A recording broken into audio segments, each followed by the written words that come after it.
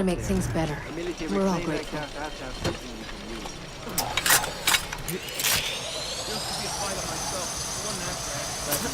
I went on a little winning streak.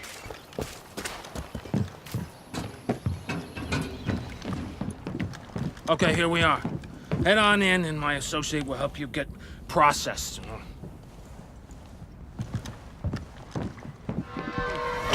And don't forget to gear up. Good luck. Be careful, the package has a GPS tracker. Where it goes, the highwaymen follow. Bonne chance.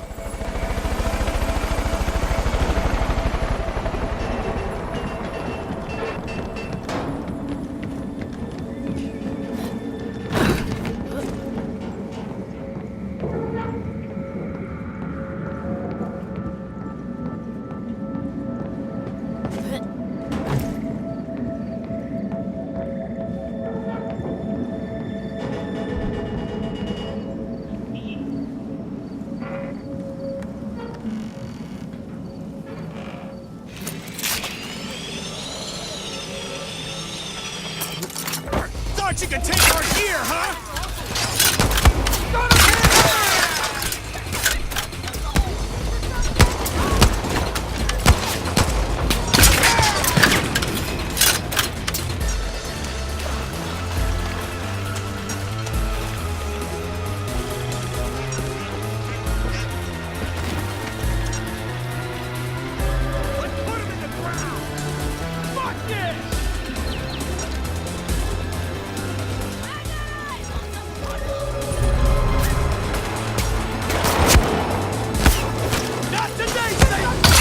Beyond Good and Evil 2 is massive, and traversing its open star system is completely seamless whether you're on foot, in vehicles, or in space.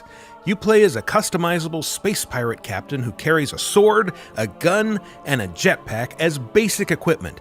Your character and weapons can also be enhanced with augments, which grant special abilities and let you experiment with different effects in combat. Trapping foes in a time-slowing bubble, for example, or freezing them in place with chained electricity. Enemies can also use augments, like these scientists who can heal their soldier buddies with augmented bullets, so you'll want to get a close look at who's carrying what and plan your strategy accordingly. In order to see what your enemies have equipped, you'll need your spyglass, which displays the stats, skills, and augments of other characters, as well as revealing more details about locations and points of interest, even from space. It's a key part of recruiting, too. Take a close look at an NPC with your spyglass, and you'll see if they have any skills worth adding to your space pirate crew. Of course, your crew isn't the only company you can bring along. Beyond Good and Evil 2 is an online game, and while you can play solo, co-op buddies can jump in or out at any time. You won't be tethered together either, and if you want to wander off and explore while another player does their own thing, you're free to do so. Welcome to Ganesha City, a dense, vertically built metropolis where the rich live at the top and the poor huddle in shanty towns built into the sides of the city's foundations. It's sprawling and richly detailed, and it's just one small corner of a moon called Soma, itself just a small piece of Beyond Good and Evil 2's gigantic open world. It's also built for aerial exploration, so in addition to your jetpack, you'll have access to a wide selection of flying vehicles. Any vehicle you see can be commandeered and driven, and they can all tune in to Radio Cheetah, a station by space pirates for space pirates. You'll also be able to fully customize your own rides, swapping out modules, wings, engines, equipment, and cosmetic options to tailor your machines to look good and hold their own in a fight. You'll need special equipment or skills to take on larger vessels, but your fighter ships are agile, able to execute barrel rolls, lock onto targets with homing missiles, and dogfight with police if you inadvertently break some city law like flying too close to a major tourist attraction or robbing a bank. And like your weapons, ships can be equipped with augments, enabling you to do things like firing healing missiles at your co-op partners. Your ships are also capable of hitting extreme speeds, covering thousands of kilometers in a matter of seconds. This is essential for getting around planets in a hurry, as well as for flying out into orbit to rendezvous with your mothership, a huge vessel that serves as your home base. Even out here in orbit, you can seamlessly transition from piloting a ship to spacewalking with a nano spacesuit to protect you from the vacuum. Popping out of the cockpit and into the cold abyss of space allows you to use your spyglass to investigate a planet, peering down at treasure-hiding geoglyphs, cities, and settlements, all of which are still buzzing with activity far below you, enabling your co-op partner to explore and interact normally with city life even when you're this far apart. Alternately, you can switch over to the Universe map, a fully 3D rendering of System 3 that can be zoomed in and out to give you an overview of everything from close-ups of a planet's surface to the continuously orbiting layout of the entire system. For more, watch the full Beyond Good and Evil 2 livestream linked in the description below, and to find out more as it develops, be sure to subscribe to this channel and visit us at news.ubisoft.com. Who'd expect that? A bubble wobble big enough to go bang! A tried flip-flonker will throw you in at the deep end given the chance.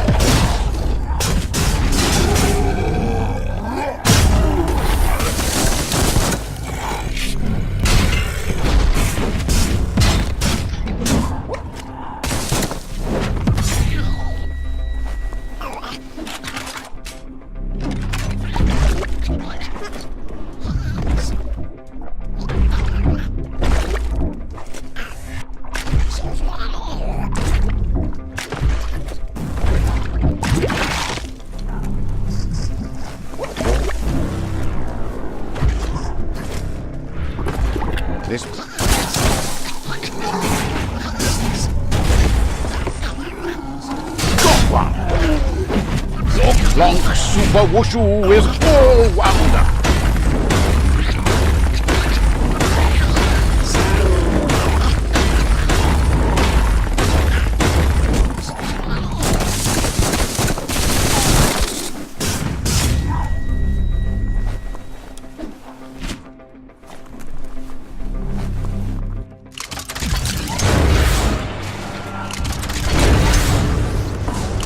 Diffuse that sprout before it blows up in your face.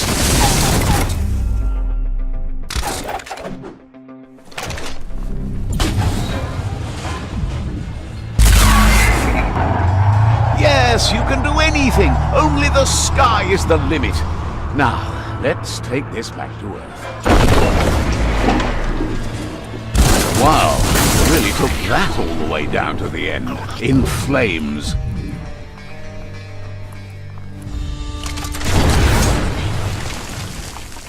For those that work metal, scrap from mech skronks like this are heavyweight.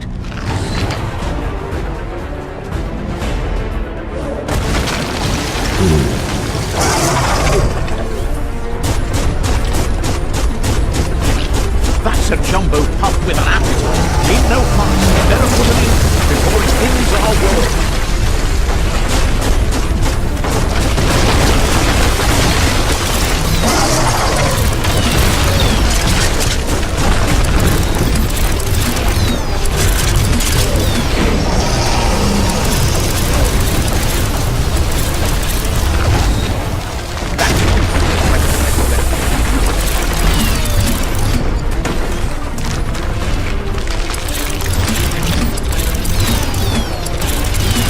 Customize their setup depending on the situation at hand. The flexible Kalash can quickly transform from long-range to close-quarters configuration, and with the right upgrades, the basic 3-shot revolver can be turned into a silenced, 6-chambered, and deadly accurate handgun. Crouching and sticking to the shadows will reduce your chances of being discovered by enemies. The blue stealth indicator on your wrist will glow when you're at risk of being seen. Interacting with the environment around you is also key. Extinguishing torches and creating a distraction by throwing tin cans to confuse enemies as to your whereabouts, allowing you to get close and execute a silent kill.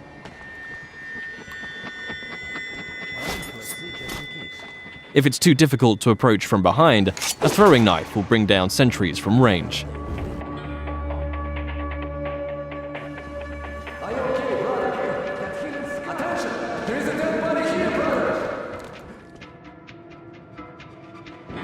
If your presence is discovered, perhaps through a missed shot or by making too much noise and the alarm is raised, the game isn't over, but the rules have changed.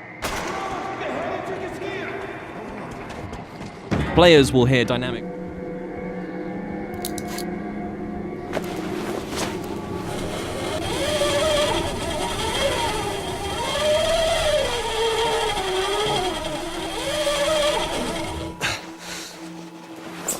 Even in such open environments, claustrophobic, close-quarters combat is never far away.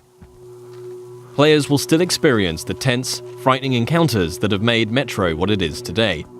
But these moments of pure, anxiety-inducing combat are seamlessly embedded into the wider, open levels.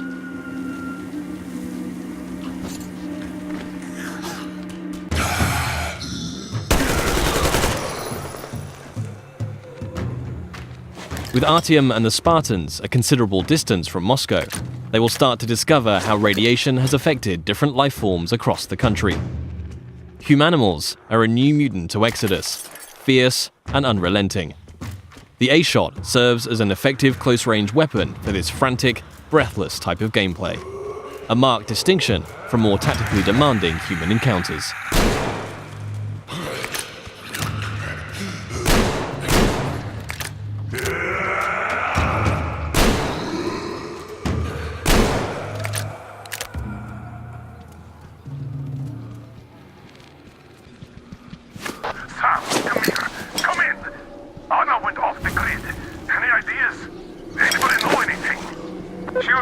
Check out those antennas some 200 meters from the Aurora.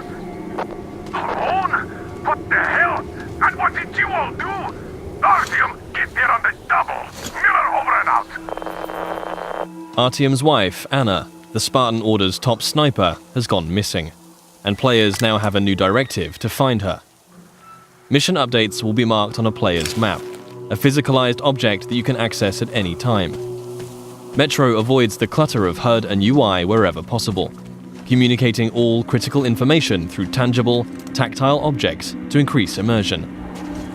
Whilst nighttime can provide cover, it brings its own set of challenges. A watchman on patrol can spell danger, and if not dealt with, it will call its pack to ambush you.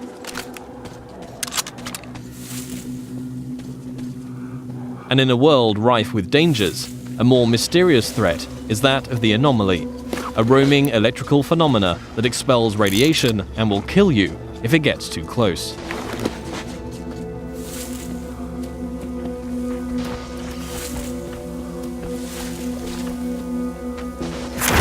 So brutal. Oh, I see we got a guy up here. Yes, this guy's really going to make my life miserable. Or not. Or not. Or you'll make his miserable. Ooh! Careful. Now this guy looks a little bit tougher. I notice he has two diamonds up in the upper left-hand corner. What does that represent? So this guy is a mid-boss, Okay. and he's known as a samurai general. He really tests everything that you will have learned in the demo up to this point. Got it. He is very strong, he's very fast, and he has a huge moveset.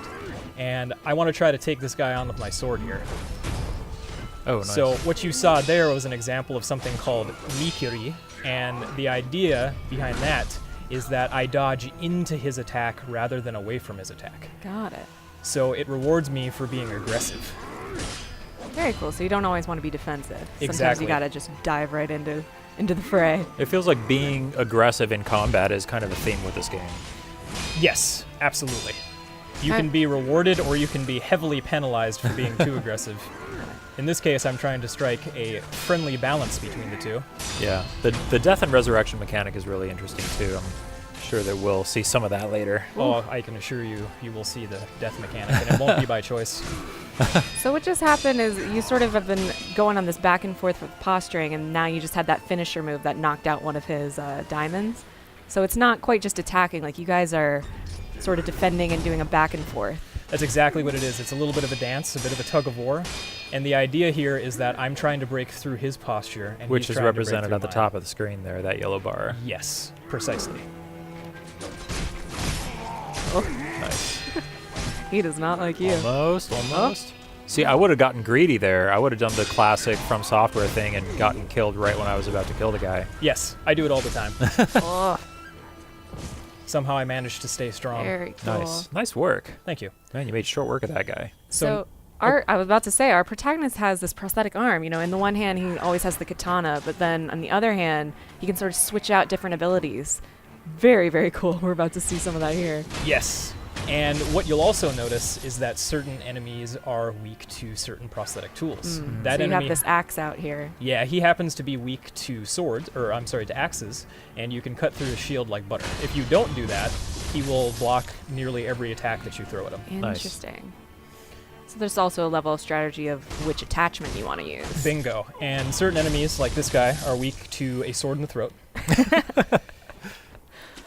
I think you were one of the other tools you were using was that flame vent, I think it was called, right? Yes, exactly. Yeah, and that's how you lit your sword on fire? Yep, I can light my sword on fire. I can light enemies on fire. I can kind of break them out of the attacks that they're performing, so there's a lot of different ways you can utilize it. Nice. Now, in this area, there's this big, angry-looking guy attached to... He looks angry. Oh, yeah, he's mad. He's really upset. I'm not sure why. Didn't have breakfast.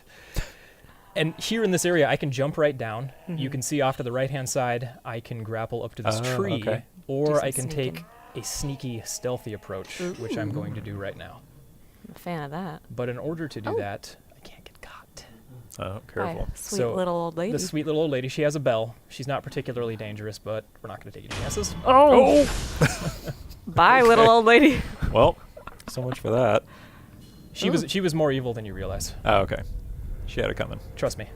So these sculptor idols, they're sort of a checkpoint for you. Yes, that's exactly what they are. They will also refill your healing gourd, which is the bottom right-hand corner of the screen there. That is helpful. Good so to there's know. some comparison. As realistic as possible. So yeah, we're not holding back on that at all. And Sam's done most of his own stunt work for this. And I can tell you that when we're on the performance stage and we're capturing that stuff, we just try to keep it real, right? Right. Well, right. There was sort of a decision made at some point. What I've been on the project for 2 or 3 years now. Yeah, I think 3 years. And so early on, I think there was a more, what were we? It was more Kurt Russell and sort of a two-fisted thing, and then it turned into, hey, let's take this quite seriously. And what that required is a lot more. Taking this combat stuff and showing the horror of the violence that happens and were this type of circumstance to take place. I mean, realism, weirdly enough, is the thing we keep going back to when it comes to not just the stunts, but also the performance style. I think, it was very important that it doesn't seem like a bunch of actors, saying lines. It was all very incidental. And we wanted the world to sort of reflect that as well. So you saw there that, Deacon broke into that emergency vehicle and found some supplies. So this is what we're calling our survival vision. So you saw that earlier when he was looking at Manny's bike on the ground. And it's just kind of a way of seeing tracks in the world and sort of imagining what might have happened. And here, I just wanted to point out that you're seeing in this part of the demo that there are freakers there. There weren't there before because it wasn't snowing. It was, and it was getting lighter out. It wasn't getting darker like it is. And so, it changes up the way you can play through the level. And what is this? We call this the meat wall. The meat wall. Yeah, and it's not just there, to make the guys who put them up to seem evil. They're there for a purpose because, again, freakers are living creatures. They eat. That's their primary thing. They want to eat. And so you hang these dead freakers up, and any freaker, rather than coming into their camp like you see here, they would actually stop and snack. Yeah, exactly. Yeah. And then the same thing with this freaker that they've hung upside down. There's a bear trap underneath it, and they use that because a freaker will come, be attracted to the meat, and then hit that trap. Interesting. Another thing you just saw, by the way, is that tin can. The tin can trap that you that's an alarm that the marauders will put up, and this is again some of the things that marauder camps just do. And you find these marauder camps throughout the world. You'll find traps like that, and then if you're careful and you're paying attention, you can avoid them. Because in the first demo, Deacon didn't avoid it, and he set off that alarm. Right. Now this is the same tactic that he used last time. Throws the rock to get someone to lure him over and have him step in the bear trap. But this one plays out a little bit differently than last time. One of the things that struck me, and we've talked about this obviously as we've shot, but there's an effort of the other marauders to get this guy to shut up, and he won't. Yeah, and so in the first demo, Deacon's heading on down the trail, and you can hear that happening behind him. Right. And this time we're showing what happened. So, he's watching everybody react to this poor guy trapped in in that bear trap, and she just is like, shut up, shut up, shut up, and then just loses it and shoots the guy. Right. And of course, in the meantime, Deacon, is crafting a Molotov and just takes them all out. Right. Oh boy, that's good. Ow. So again, it's like in the previous demo, Deacon would have gone off to the trail down to the right.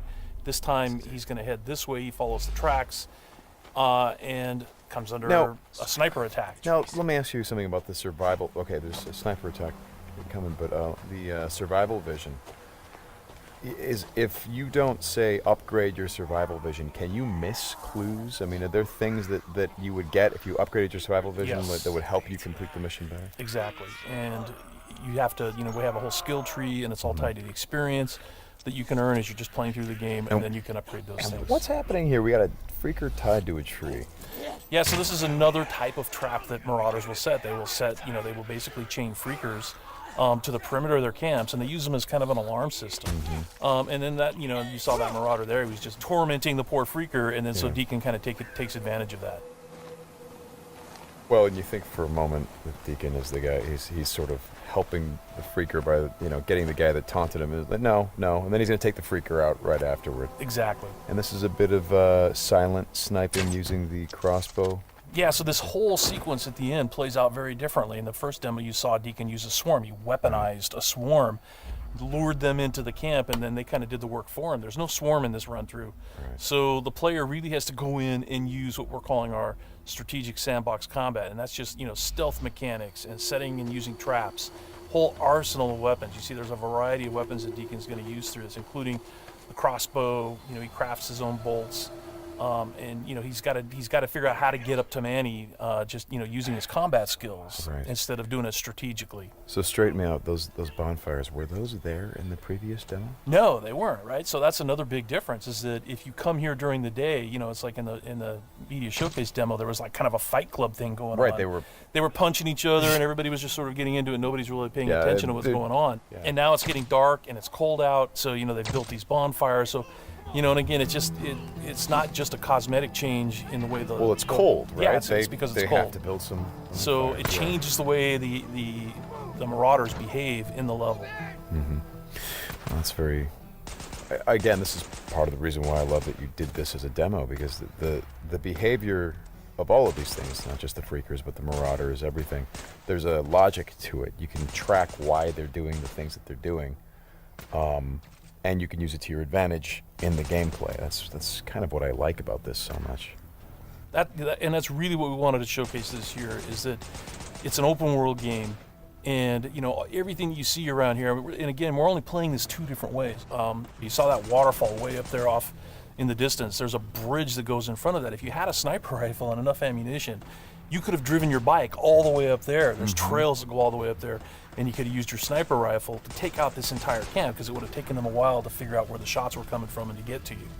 So, that's a different way to play it. There's another way to play it, by the way, where you could have just stealthed in through the entire camp if you had the skills to do it. And you could have just taken everybody out silently, or almost everybody. And then you could have gotten up to where Manny's being held using a different route, and just stealth killed that guy. There's no reason that you have to come in and run and gun it like Deacon is doing here. Hey, how scarce is ammunition? Because I see him switching from a bunch of weapons, and when we saw this demo, when I came in and saw it at E3, one of the things that I really enjoyed was I was sitting next to you, and the driver was playing the game, and at some point I saw you shift in your chair and you leaned forward, and I heard you say, "Oh man, uh-oh." And I'm like, whoa, what's going on? He's like, he's going to get killed. I'm like, whoa, oh. And I leaned forward. I was like, oh, I guess there's some real danger. And one of the things was that he was running out of ammunition. And he was trying to go pick up ammo from the dead. He was looking for ammo.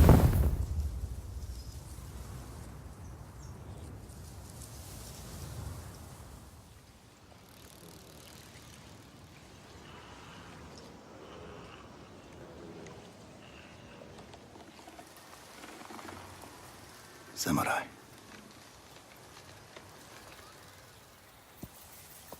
You are a warrior. I can see that. You trained your whole life for this.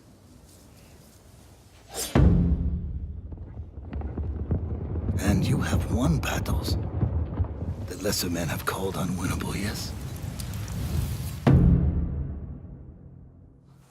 But while you were sharpening your sword, do you know how I prepared for today?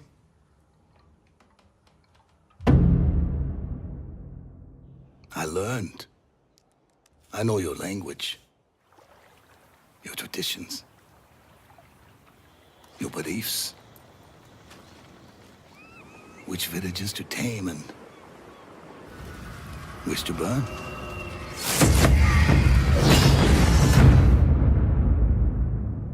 So I'll ask you once again, Samurai. Do you surrender?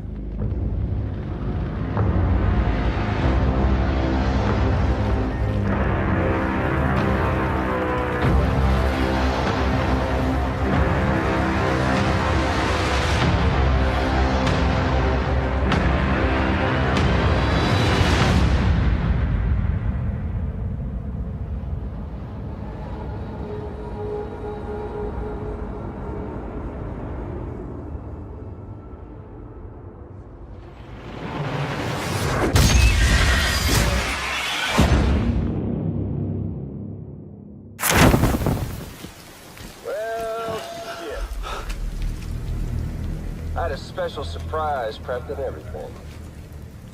But it looks to me like your hands are full. It's no biggie. We can always tweak the rules a bit.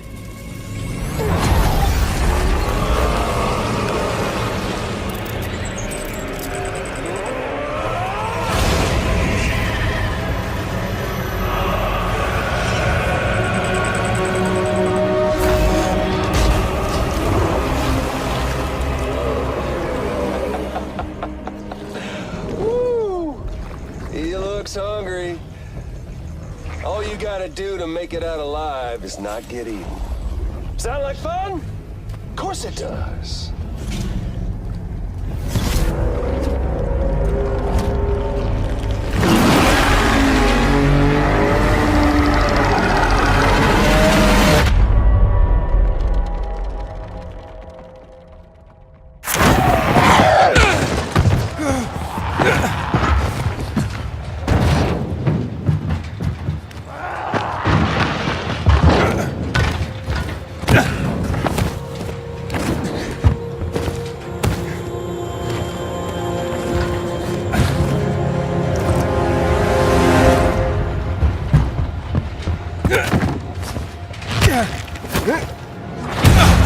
Dying Light 2 features a functioning ecosystem that reacts on multiple levels to the things you do and the choices you make. In the example we're about to show you, our protagonist undertakes a mission for the Peacekeepers, one of the many factions active in the city. They want you to negotiate with two survivors who are controlling and hoarding a water supply. Are you going to insult us with another final offer? Let's say you choose to carry out the Peacekeepers' orders, one way or another. Stay back! After this, you'll start seeing a significant change in the city, as access to the water supply has allowed the Peacekeepers to bring stability and develop the area. There's even running water for the people at street level. And that raises their morale and allows you to replenish your energy on the go. But there's a cost to this. The PKs have a rigid approach to law and order. So while the streets may be safer, it's only safe for those who side with them. So if you get on their bad side... Now let's return to that moment of choice. And instead of killing them, you choose to team up with this group to supply water in the black market. As you will see, this creates a very different set of consequences for the city. With water being a precious currency, it brings you access to new resources and trade. But this in turn attracts the worst type of people to the area. And this is just a single decision, one out of hundreds you'll have to make. But it allows you to carve out your own world, your own city from the apocalypse. Each player's game experience will be unique. And by the way, this is just what happens in the day. At night, well, things tend to get a lot darker.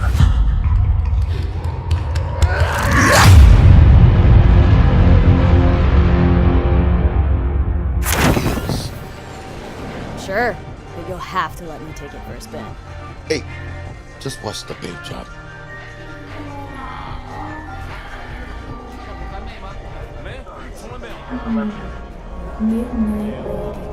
Who's this pendejo? Hey, carnal! Hey, you got a problem?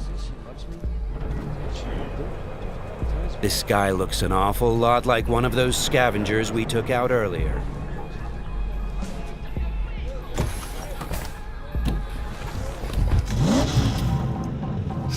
tells me that wasn't no coincidence, huh?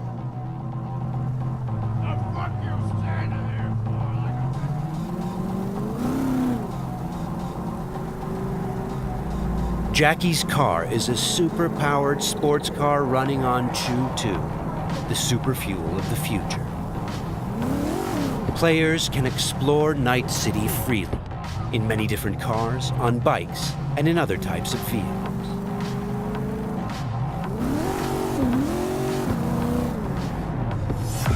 This does not look good. Puta madre! Grab the wheel, Jack! Oh, fuck! It looks like the scavengers from earlier are still angry. They're pulling ahead, Heiner. Watch it now.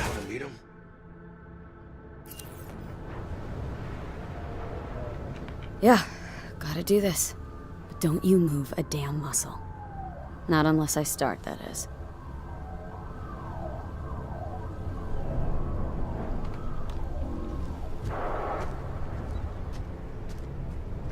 These guys are levels higher than we are. Let's try to approach them carefully.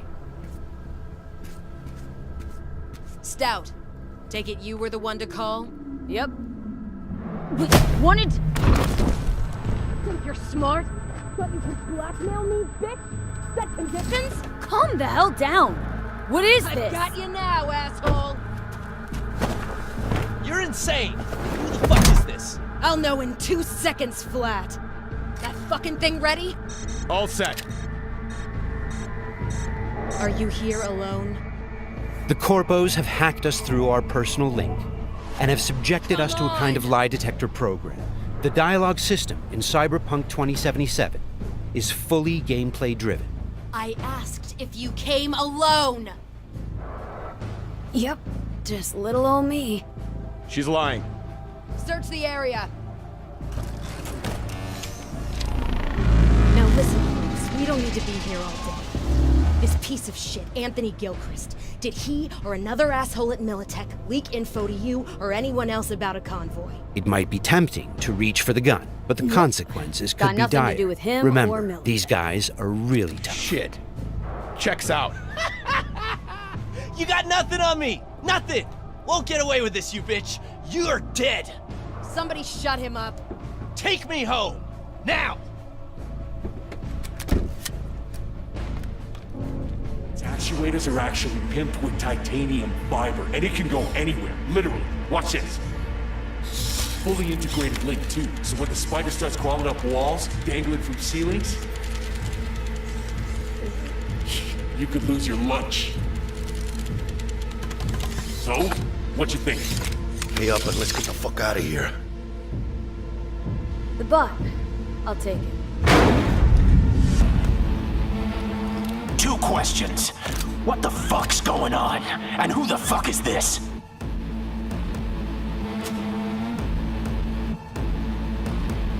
Got 50 large on this cred ship. And you positively reek of Militech. Dexter Deshawn sent me. Dexter Deshawn. Dreads. Gold plate. Fat old fuck. That him? We'll pay for the bot and be on our way. How much you say you had? 50K? Cred's on this.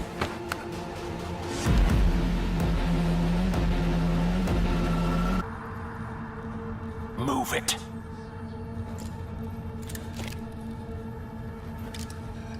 Ooh, not the smoothest of deals, but it worked out in the end, right?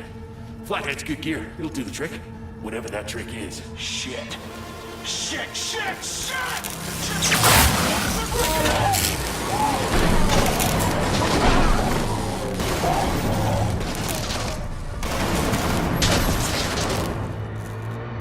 It turns out the cred chip we got from the Militech agent contained a virus which fried their system. Virus must have tripped security. Royce, their leader, is making a break for it. Militech had to end this way. Before we figure out a way to leave, let's grab the splinter that controls the bot from one of these dead maelstromers.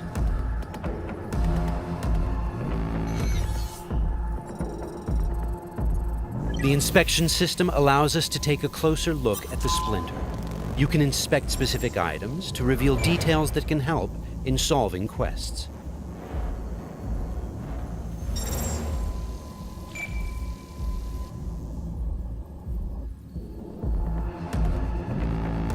Okay, let's equip the splinter into our chipware slot.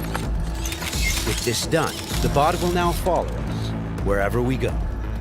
All right, what else do we have here? Nice! A street-modified tech shotgun.